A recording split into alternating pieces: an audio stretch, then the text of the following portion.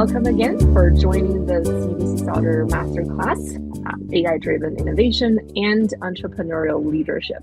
So today we do have audiences joining us from all over the world. Thank you for all your passion for UBC Sauder. And in this masterclass, you will be understanding how AI is creating opportunities for entrepreneurs. And industries and the current process of business are being disrupted at a rapid pace. You will also examine the ethical considerations, leadership approaches, and creative applications. All right. And before we dive in, I just want to recognize where we are, and let's take a moment to acknowledge the traditional lands we're joining from. And I'd like to acknowledge that UBC's Vancouver Point Grey campus is situated on the traditional, ancestral, unceded territories of the Musqueam people.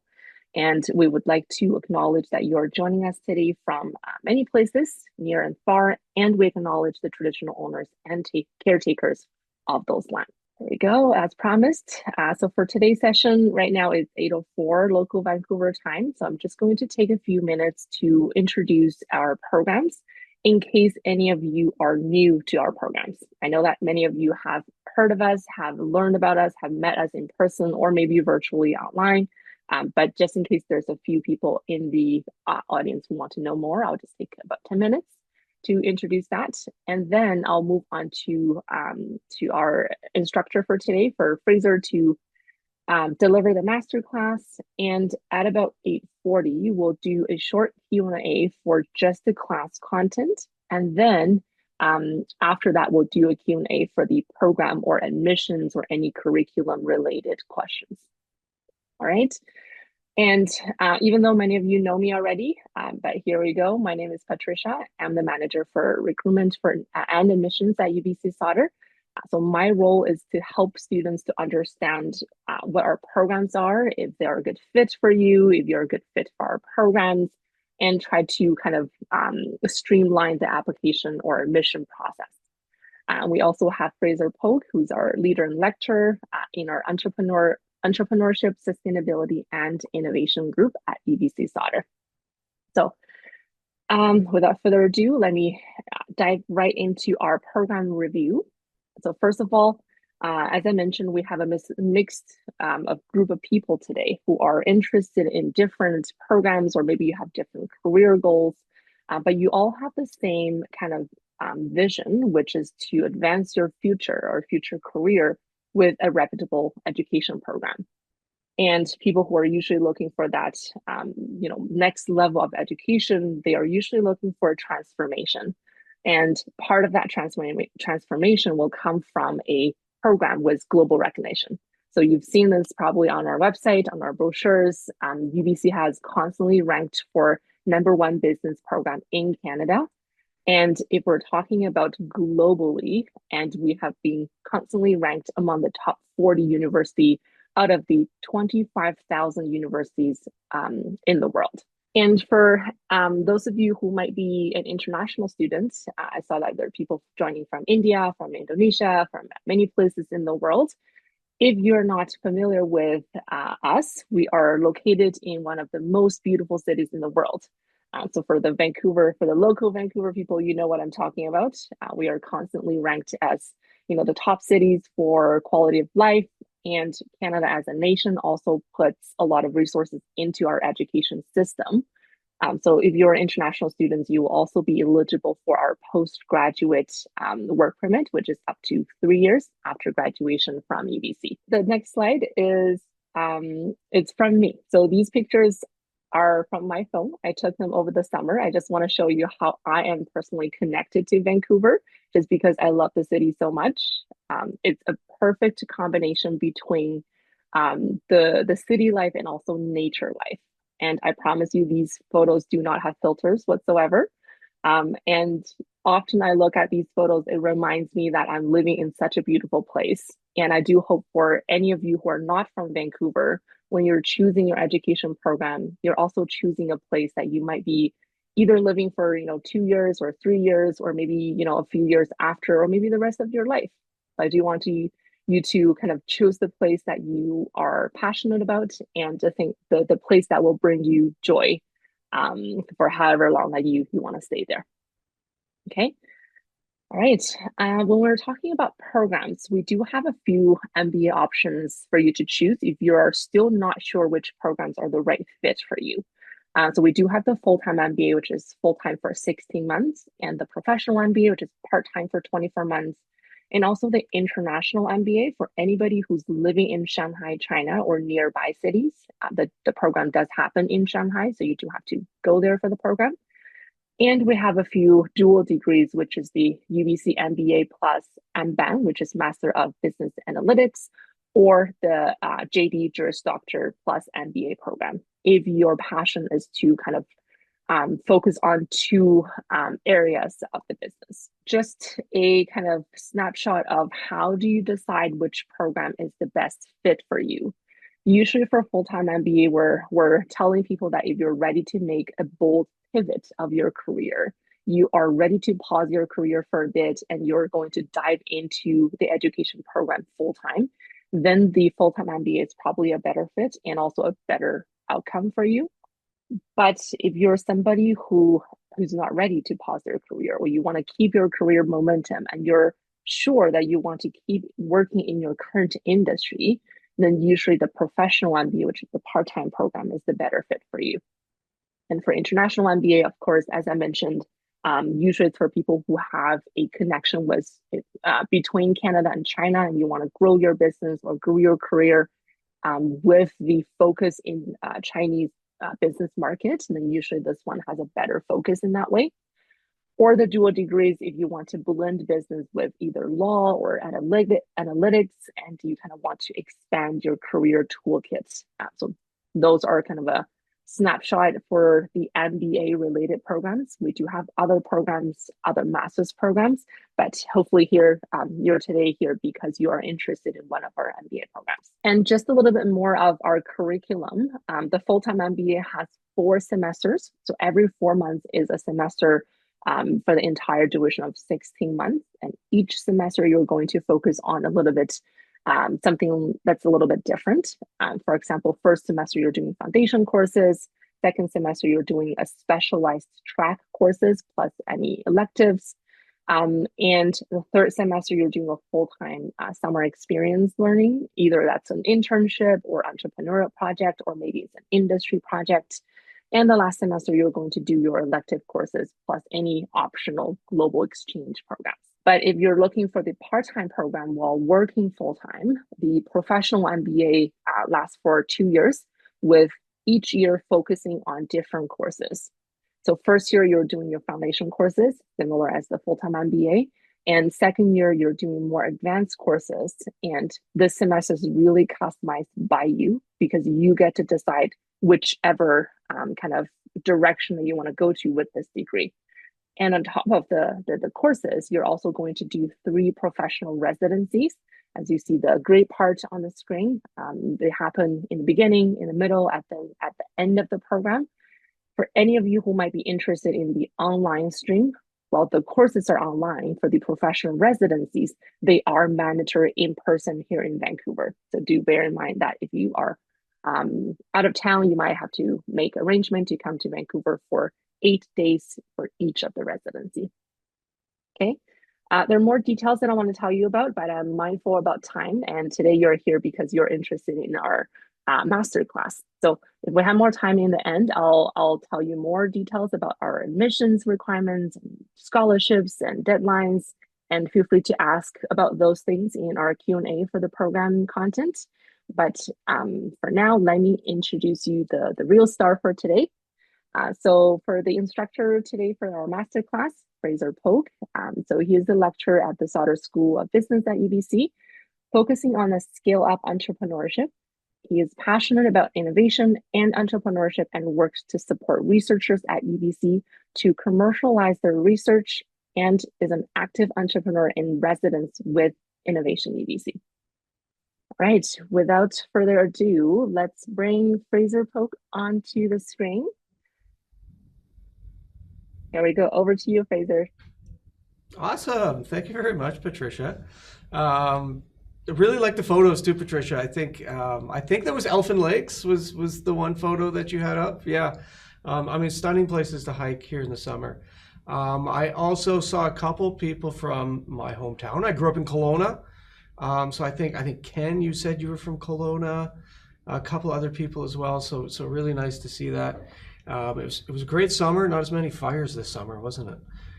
So not as smoky out on the lake. And I also saw Caitlin. Caitlin, you're from Whistler. I happened to spend 4 years there, so super excited that you're joining us, and lovely place. So as we go through this, really appreciate those of you who've got the video on.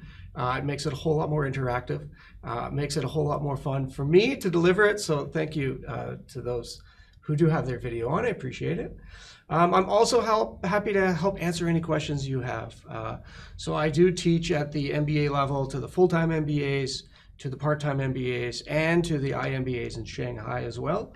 And so I'm happy if you've got questions, go ahead, send me an email. You can grab my email off of the Sauder website and just ask me any questions about the program, and I'm happy to respond as well. And so what I'm going to talk about today is kind of take you through a little bit more of storytelling and try to pique your interest and try to show you a little bit of what's happening in the world of AI. I find it really exciting. I work in entrepreneurship, and so I'm helping to build up entrepreneurs on campus from the MBA program, but also STEM students and science students. And so I work to try to get them to start up companies and spin out companies. And today, and what we're going to talk about, is largely the focus of AI. So let me jump into a couple things, but before we go there, I want to share with you my cousin. So again, those from Kelowna, you'll recognize where the photo is. Here's my younger cousin. He's about 25 years old. He kind of looks like me. We kind of have the same hair. But his journey was a little bit different than mine. He started off doing support for web companies, or helping them to sort of scale their web presence. And he was helping SMEs. And so where he got started was helping mortgage brokers scale and expand their online business. And he sat down with them once and we got talking, and he said, "Fraser, how can I grow? I know you teach entrepreneurship." And I said, "Well, let's see, how do you find more of who you're working with? And can you scale using the internet?" Right? And so this is, one of my thoughts here is we have something like the internet was a huge paradigm shift in the way that we did business. The mobile phone was a huge paradigm shift, electrification, and now we're coming into where you can see what I'm talking about is AI as a paradigm shift. But my cousin wouldn't have been able to grow and scale his business if the internet didn't exist. And it was SMEs who didn't understand how to grow and scale their businesses. So you can see in the photo, my cousin here, he's got a Lamborghini, and he is doing very well. Now, my hope for him is that he starts to invest his money into more fixed assets, maybe stocks, bonds, real estate, and not so much into Lamborghinis, but he's having a really good time. And where he found success now is an online, let's say, influencer, or an online coach.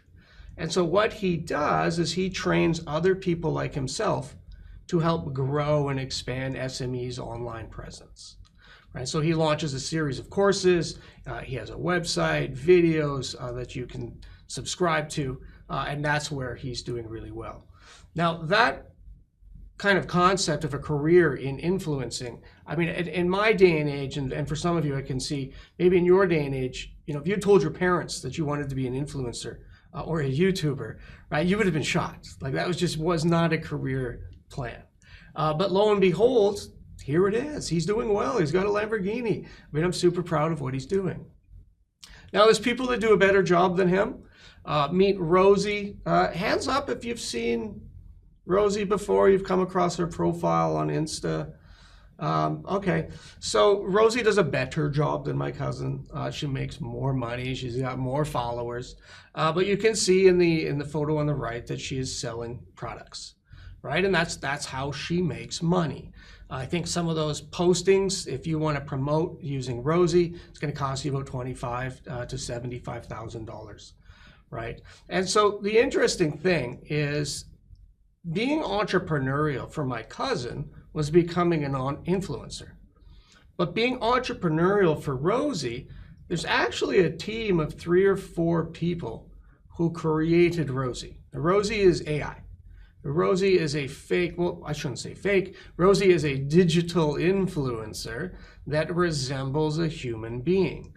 And if you've got your computers and you want to go on Instagram and look up Rosie, feel free to browse her profile.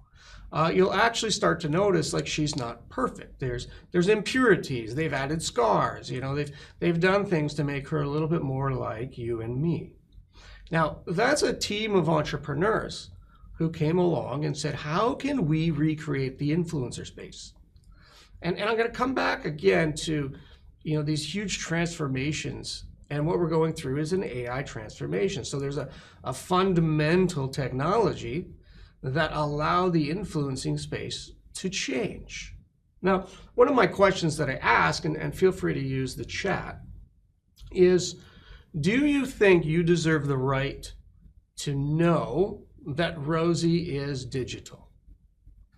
Like, go ahead and type that in. You can make the argument, you know what, Fraser, it's a free world, and before AI was Photoshop, right? And we were duped before.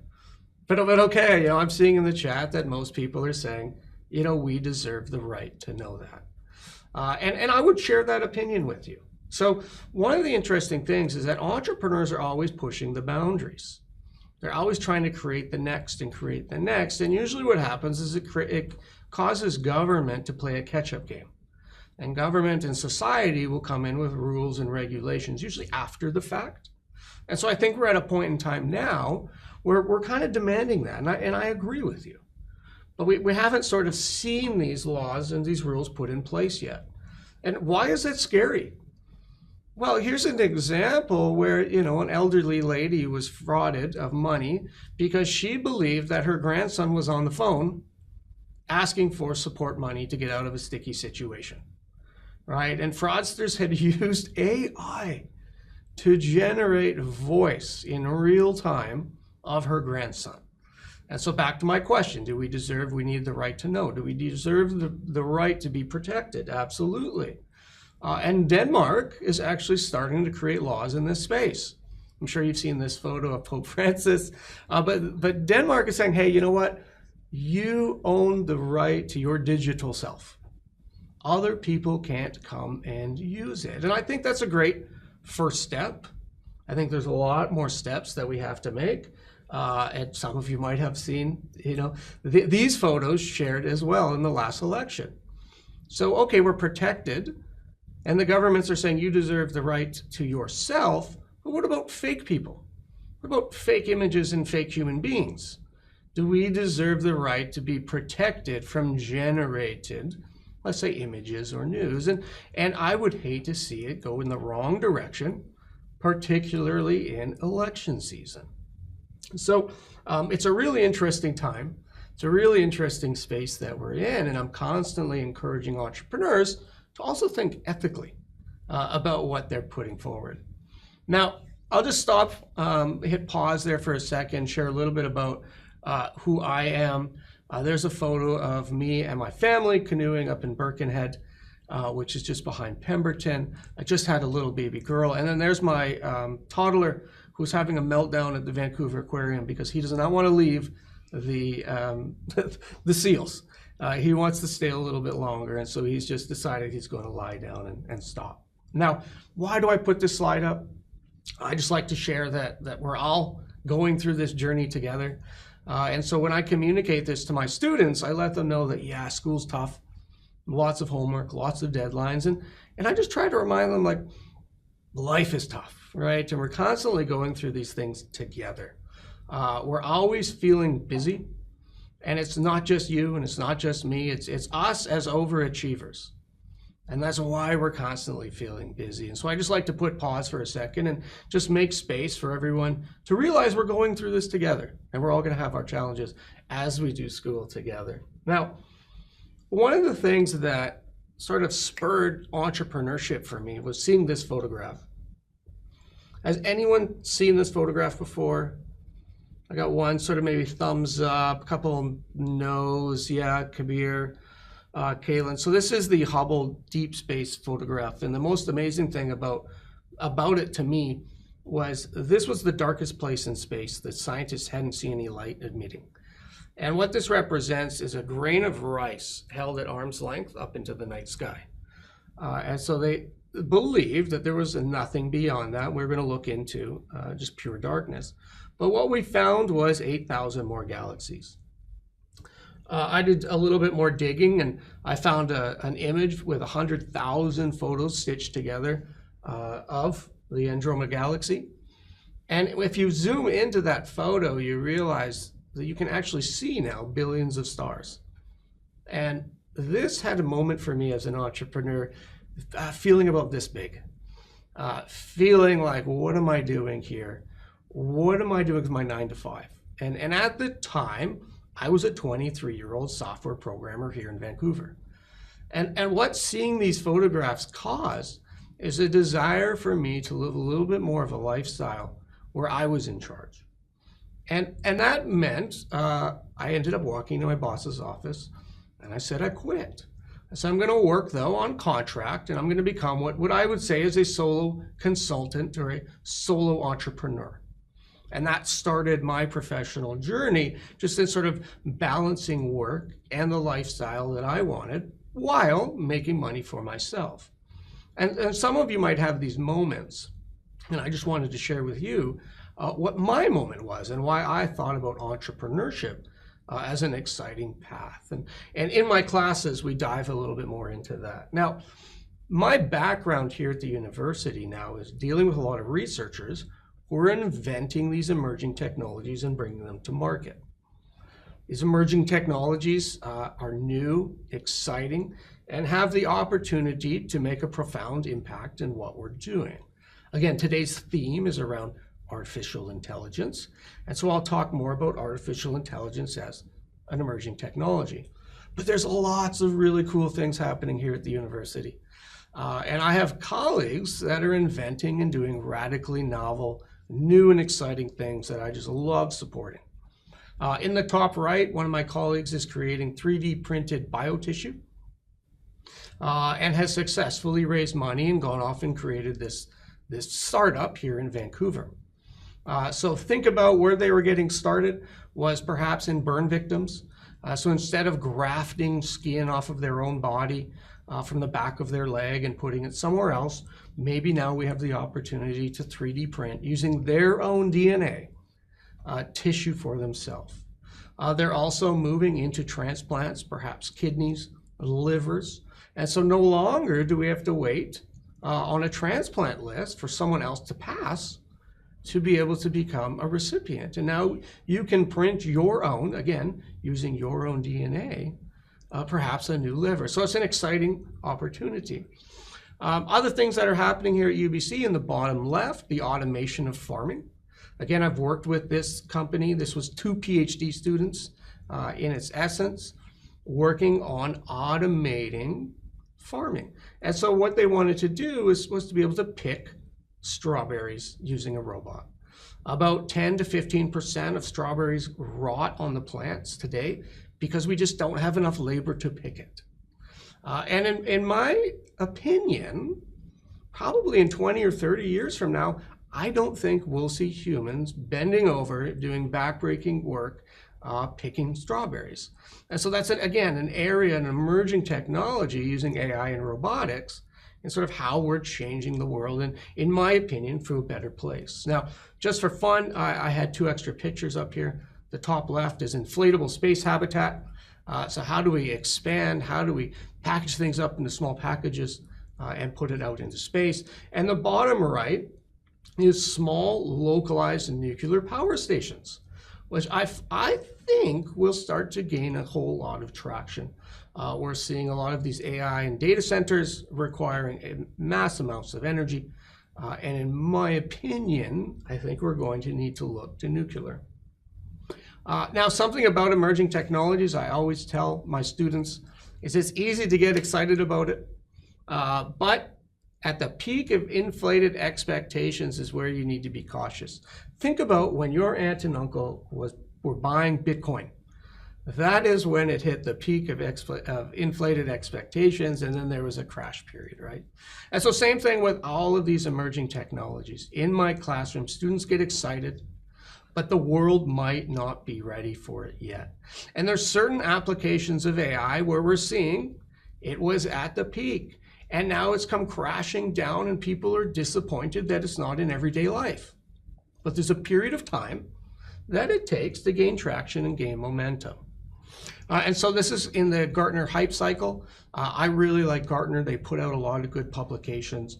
And again, if you've got your laptop open, go ahead and Google Gartner, and you can subscribe to their newsletter to get a lot of good information. But what we're going to talk about for the next little bit is on artificial intelligence. Great stories about startups that are just on amazing journeys in the space of artificial intelligence. Startups here at UBC in Vancouver, but worldwide as well. And this company here, Lovable, if any of you have used it, is an absolutely great product where you just through prompt can create designs, can create websites, can create posters and brochures just by prompting, right? So it's more of a visual version of ChatGPT. It does a really, really good job. No longer do you have to be a visual artist to be able to get your ideas out there. And where Lovable is blowing up is in this world of entrepreneurship. A lot of entrepreneurs are saying, okay, I've got a new idea. I want to create a landing page. I want to create some brochures, some marketing material, take it to the internet and let customers know about it. Well, now literally in 5 to 10 minutes, you can start to generate that type of material and get it out there. So if you haven't used Lovable or if you haven't seen Lovable, absolutely check it out. Again, just an absolutely amazing trajectory for a startup. You know, how does a 15-person team build a startup that's worth $1 billion and generate $100 million in ARR within 60 days of launch? I mean, it's just absolutely insane, the traction that they're doing. Now, the next question is, will the world see its first solo entrepreneur create a $1 billion startup? So one person, one founder on the cap table, create their own startup that's going to be worth $1 billion, and the race is on. There's plenty of discussion about this on Reddit, on the internet. Who's it going to be? How are they going to get there? And the interesting thing here is these are non-software developers creating web apps. So they're using AI to do writing of the code. They're using AI to test and make sure that what was deployed is what the end user wants. And they're using AI to bring it to market, to let people know about it, to build up followers, to launch on social media. And so it's a one-person show, but have surrounded themselves with AI agents to try to create the next unicorn. Those of you who follow DeepSeek's story, it's an absolutely amazing, I believe it's an amazing example of how they were able to take what would have been believed to be an impossible task at the time. Right. And so I'm going to kind of skip through this slide. I'm not going to go into too much of the details, but ChatGPT cost $100 to $200 million, whereas DeepSeek put about $5 million into it. And for those of you who were following the stock market that day, a lot of big names in the AI world came crashing down. Now they've since rebounded, but what I want to point out is there's still tremendous opportunity to revolutionize what we might even consider entrenched AI companies. Now, some of the ethical considerations are really, really interesting. Researchers here challenged AI to play a game of chess with them. And what they found is that the AI model tried to hack the game, tried to change the underlying rules of the game of chess. So it wasn't just figuring out how can I cheat at chess, but it's figuring out how do I change the underlying rules of chess in my favor. There's also a great story about, again, researchers telling a chatbot that it's got private information about companies in the stock market and not to act on anything. It found that the AI went out then and placed trades, or felt like it was placing trades illegally. And then when asked, when the researchers prompted the AI, it blatantly lied and denied ever having done insider trading, even though there was a paper trail. Now, I mean, these are stories that are popping up. And of course, the developers of AI and those products, they're going to try to, come back and try to fix it and try to put in more ethical considerations and try to teach it what is lying. But it presents really interesting stories about the what we don't know and what we don't know. Again, companies are really trying to roll out AI. Everybody knows they need to be doing it. And probably you yourselves today have been encouraged by management and founders of companies to adopt and use AI. Perhaps you're struggling to find where, and you're not alone, right? There's a lot of companies that are sort of giving up on a lot of these AI initiatives. And let me just come back to that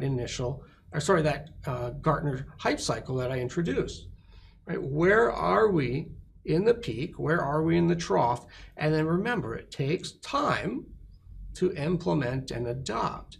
And a big argument today is, well, maybe the business models aren't geared for AI adoption.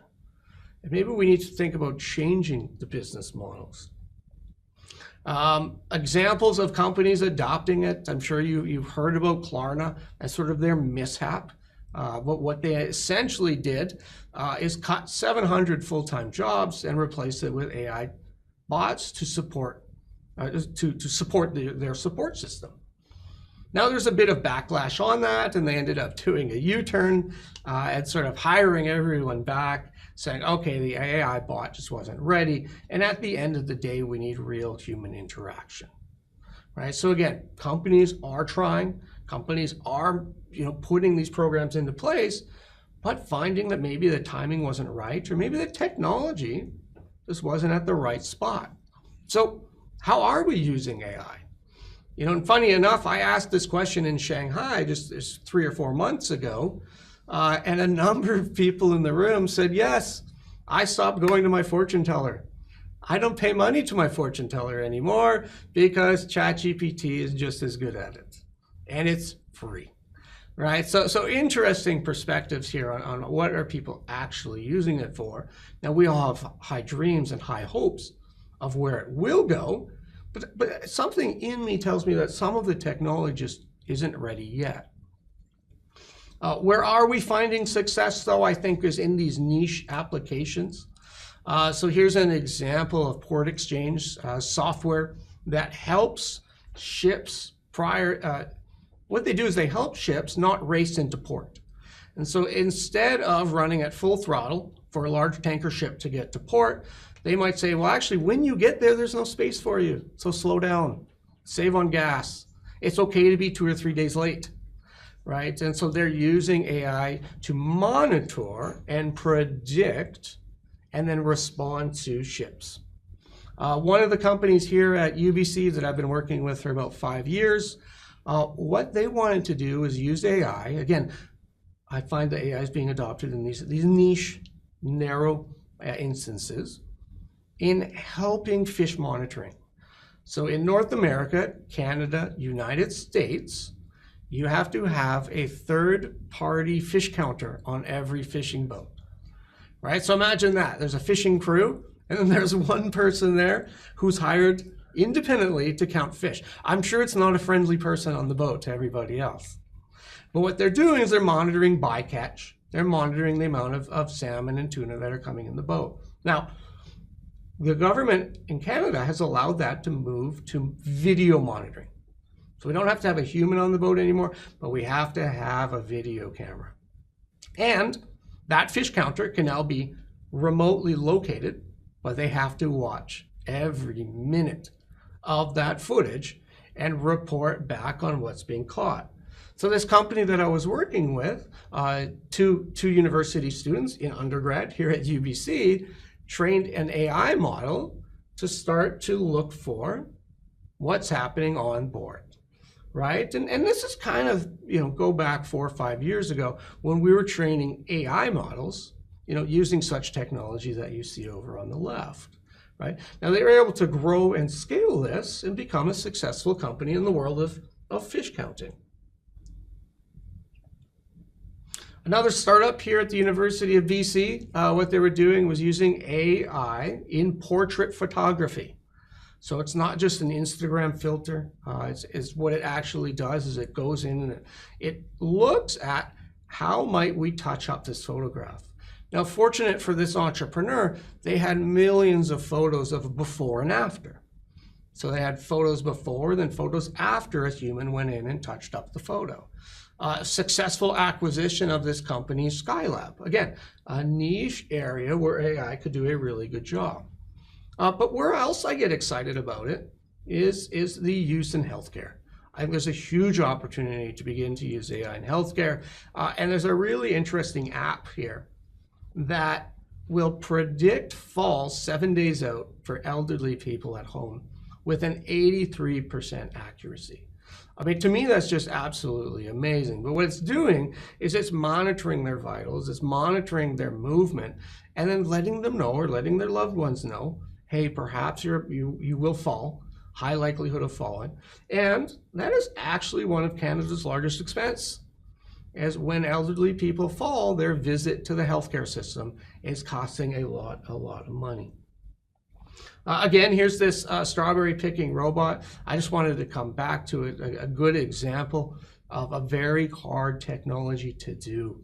Large language models, the ChatGPTs of the world, they benefited from having billions and billions of data points, aka the internet, to train their model on. But what robotics companies don't have is billions and billions of data points on how to pick a strawberry. Right? It's not out there. We don't have X, Y, Z, three-dimensional information available to robots. And so that is why we're seeing robotic companies take longer to build out their models and perfect their models and bring it to market. Again, certain spaces where it's being used, perhaps in poultry, perhaps in deboning, in meat processing. Again, we're starting to see more uptake of robots in these fields, replacing human labor sort of at that menial task. Now, one of the interesting things I come to, and I've got China and the United States highlighted on this slide, but you'll see Canada sits right next to China. But the trust in AI companies, right? Canada's there in the 30%, the US is in the 40%, but you're seeing China in the high 80s. Saying, you know what, we trust AI companies moving forward. Another consideration is how are Westerners, Canadians, Americans thinking about AI companies versus tech companies as well, and how much trust are we putting in? Again, look at the difference between how China is treating versus how the United States is treating this concept of trust in technology. And where I'm going is we've seen a lot of different industries benefit from technological improvements over time. But you know what hasn't is construction, right? And here we are in the middle of a housing crisis, and I'm sure we've got all our different opinions on why that exists. One of my opinions is just due to the large costs of manufacturing and building out apartments and houses. And so what's going to help reduce those costs? Well, in an inflationary environment that we're in today, we need deflationary pressures, right? And so to think about what did the internet do to the cost of sending a letter? Well, before I had to buy a postage stamp, I had to write my letter, I had to put it in the mail, it'd take a week or 2 weeks, and all of a sudden the email took something that cost maybe $1 and transformed that down into 0.001 pennies. Right? And so when I say an inflationary environment, the postage stamp was always increasing in price. But a deflationary technology radically brought down the cost. So what do we do in construction? Well, meet Dr. Tony Yang. He's a researcher here at UBC that is working to automate, working to bring robotics into the world of construction. Now, there's lots of challenges here in Canada. WorkSafe BC has said we will not allow automation today until it's proven out. But guess what? You've got other countries who put a higher degree of trust using automation to their advantage. And in China, 157 kilometers of a highway was built without any human on the workforce. It was entirely automated, from the asphalt laying to the paving to the compacting, and higher quality and lower degree number of mistakes. So think about, again, come back to the construction industry, right? How do we lower the cost? How do we bring down the cost of construction? My opinion is we need deflationary technologies to be able to help us to do so. Now, there's always going to be this sort of this scary moment, and I'm sure you've gone through it, I've gone through it, when we're asking ourselves, what is going to happen to me? You know, Fraser, you're presenting all of these scenarios where we're replacing laborers. And here's a venture capitalist I should say a digital venture capitalist, or a digital AI investor that was able to do a Zoom call with an entrepreneur, ask them the necessary questions, did due diligence on all of the financial documents in seconds, and then signed a safe agreement, had access to the bank account, and actually wired over $100,000 to this startup. And if you follow A16Z, which is maybe perhaps the world's largest venture capital company, Andreessen Horowitz, they said they believe that their job, the venture capitalist, is the last job to be replaced by AI. And that making decisions around investments is the last place it'll be. I mean, here's an interesting story of where it's been done. Now, we won't necessarily, this company here, NoCap, we won't necessarily know their outcome for another 4 or 5 years until these companies, their portfolio companies, successfully grow and successfully exit. I've had this reflection point in my own life as an educator. You know, everything you could learn on ChatGPT. Before, it just used to be YouTube, and before that, it was just textbooks. But you could teach yourself an MBA. You could teach yourself a BCom. So what was in my question for myself is, what am I then doing and offering as an instructor, right? And what it brought me to believe is that we cherish the human interaction, and that human interaction and that facilitation of human on human will never go away. And so I am a firm believer that I think, and I like to believe, that we are social beings and will be around for that. Now, but it also brought me to this last slide, and I'll finish here, and I was a bit hesitant to sort of put this slide together, but ask yourselves, what does 50 years from now, what does 100 years from now look like? And if AI is starting to replace those menial jobs, picking strawberries, working asphalt, laying bricks, hanging coats at a pub, pouring beer at the pub, right? If we're starting to replace all these menial jobs, and I showed you an example where perhaps venture capital is being disrupted as well, what does the future hold for us? This can be a scary thought. You can go down a spiral, and where you'll end up is different places. I don't know what the outcome is going to be. Maybe you believe that we're going to have to keep up, and we're going to need AI in our own brain. We're going to need faster processing, faster decision making, faster access to information. And in order for us to keep up with AI, we'll need to have a human brain interface. Perhaps that's one option. Perhaps another option, and I put this in the bottom left, is a little bit more utopian. As well, yeah, okay, maybe robots are doing everything. They're harvesting food, they're processing documents, and maybe universal basic income becomes an actual matter of fact, where robots are being taxed and we receive a handout, and we live in a utopian society where we can get whatever we want because robots are building at a fraction of the cost because of deflationary pressures. My style is really telling you what's happening here at the University of British Columbia. I bring in AI examples to make it real for you.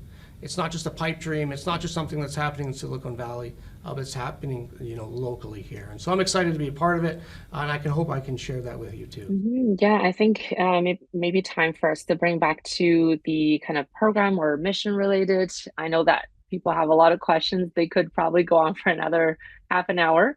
But Sure, and let's feel free to email me as well. If you've got some of these deeper questions, always fun to think about them. Like I said, grab my email address off the website. And if it's just a burning question, go ahead and hit send. Thank you, Fraser, for such an amazing masterclass today. I think from the questions, I can tell that people are very, very interested and they want to keep the conversations going. So I do, as mentioned by Fraser, I do encourage you to look on our website and see what resources you could find on the page that Fraser mentioned. If you do have, further questions, you can find all basically our professors' directory on the website.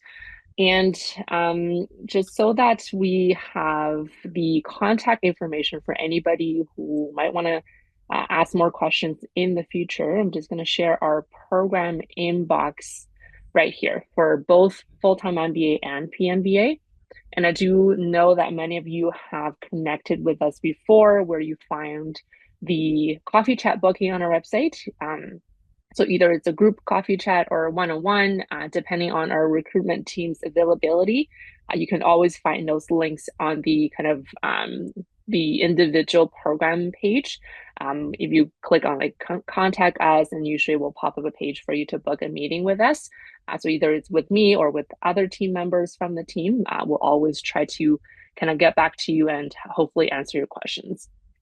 And I do see a few questions for either you should do like the PMBA or full-time MBA, really depending on your career goals. If you really don't think you could pause your career for about 16 months, then probably PMBA is the right fit for you. And for a closer discussion, I might need to look at your resume. So feel free to contact us from the inbox and we'll try to get in touch with you as soon as we can. And the PMBA program, it does not offer the work permit for international students because it's a part-time program. So definitely if you are an international student, check with your immigration consultant before you make decisions on these programs. Okay, all right. Thank you everyone for joining today, and hopefully we will see you again either in person or virtually in the future. And good luck with your applications, and we do look forward to welcoming you into the program in the future.